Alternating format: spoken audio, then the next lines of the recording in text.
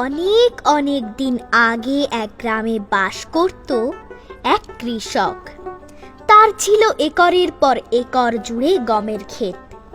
সে অনেক পরিশ্রম করত, তাই তার ফসলও ভালো হতো। আহা, এবছর ফসল তুললে অনেক টাকা পাবো। তারপর আমি আশেপাশের আরো জমি কিনবো, আরো ফসল ফলাবো। আমি অচিরেই বড়লোক হয়ে যাব। কিছুদিন পর কৃষকের ক্ষেতে একটি পাখি পরিবার এসে বাসা বাঁধল। মা পাখি তার বাচ্চাদের বলে দিল, সোনামণিরা, আমরা যেখানেই যাব যতটা পারি উপকার করব।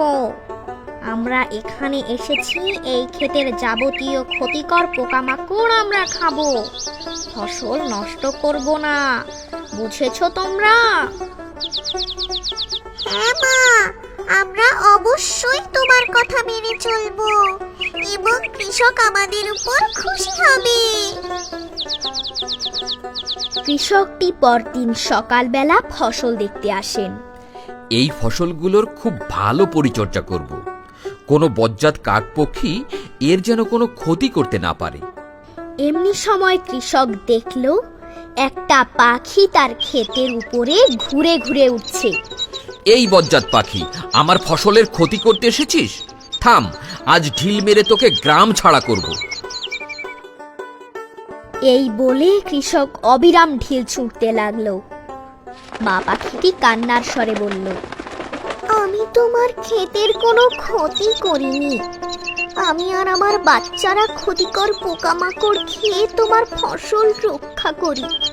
তুমি চাইলে আমরা চলে যাব, কিন্তু আমাকে আমার বাচ্চাদের কাছে যেতে দাও। তাহলে এবার তোর বাচ্চাদেরও মরতে হবে। কৃষকের ছোড়া ঢিলে মা পাখি আহত হলো। সে অনেক কষ্টে বাসার কাছে গেল। মা, মা, কি হয়েছে? রক্ত কেন?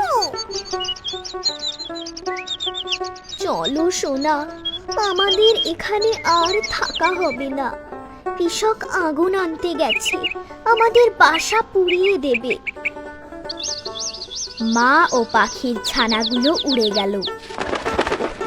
কিছুদিন পর দেখা গেল গমের গাছগুলো ক্ষতিকর পোকায় আক্রান্ত হয়েছে, আর পাশেই কৃষক বিলাপ করছে।